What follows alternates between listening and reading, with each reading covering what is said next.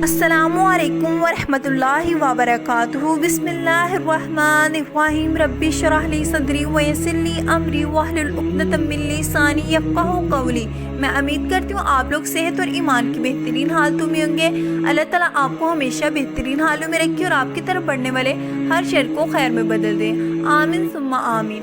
आज का हमारा मौजू सजदा कुर्ब इलाही और जन्नत में दाखिले का बाइस। सजदा कितना लंबा करना चाहिए? सैयदना अबू हुरैरा रज़ियल्लाहु तआला अन्हा रिवायत करते हैं कि रसूलुल्लाह सल्लल्लाहु अलैहि वसल्लम ने फरमाया, दरअसल बंदा सजदे की हालत में अपने रब से बहुत नज़दीक होता है, लिहाजा सजदे में बहुत दुआ करो। अल्लाह ताला तो बंदे से हर हाल में नज़दीक होता है, लेकिन सजदे की हालत में बंदा इससे और भी ज़्यादा नज़दीक हो जाता है। यही वजह है कि नबी रहमत सल्लल्लाहु अलैहि वसल्लम सजदे में बड़ी आजिज़ी और इखलास से दुआएं मांगते थे।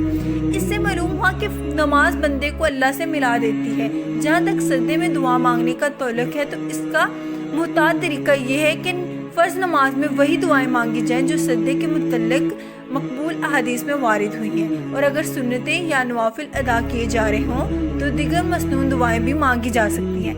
और अगर कोई शख्स नमाज के बगैर सिर्फ सजदा कर रहा है तो जो चाहे दुआ मांगे, ख्वाह अरबी ज़ुबान में या अपनी ज़ुबान में। रसूलुल्लाह सल्लल्लाहु अलैहि वसल्लम आमतौर पर ज़मीन पर सजदा करते थे, इसलिए कि मस्जिद नबवी में फ़र्श ना था। सहाबा किराम रज़ियल्लाहु तआला अन्हुम सख्त गर्मी में नमाज अदा करते और ज़मीन की गर्मी की वजह से अगर वो ज़मीन पर पेशानी ना रख सकते तो सजदे की जगह पर कपड़ा रख लेते और उस पर सजदा करते। रमज़ान मुबारक की 21वीं रात थी, बारिश बरसी और मस्जिद की छत टपक पड़ी और आपने कीचड़ में सजदा किया। आपकी पेशानी और नाक पर कीचड़ का निशान था।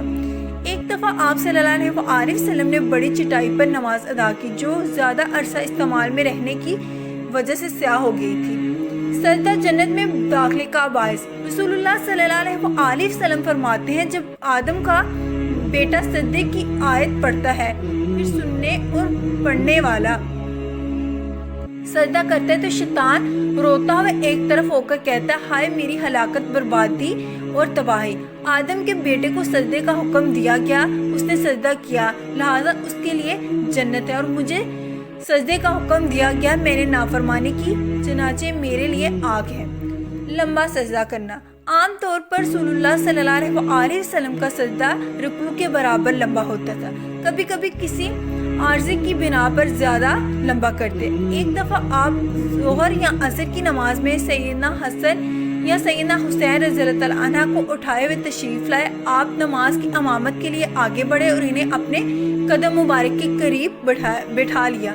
फिर आपने नमाज शुरू की और लंबा सजदा किया। जब आपने नमाज ख़त्म की तो लोगों ने अर्ज़ किया, ए अल्लाह के रसूल, आपने इस नमाज में एक सजदा बहुत लंबा किया, यहाँ तक कि हमें ख्याल गुजरा कि कोई वाक़या रूनुमा हो गया है या फिर वही नाजिल हो रही है। आपने फरमाया, ऐसी कोई बात नहीं थी, बस मेरा बेटा मेरी कमर पर सवार हो गया तो मैंने ये बात पसंद ना की कि सजदे से जल्दी सर उठाकर उसे परेशानी में मुब्तला करो।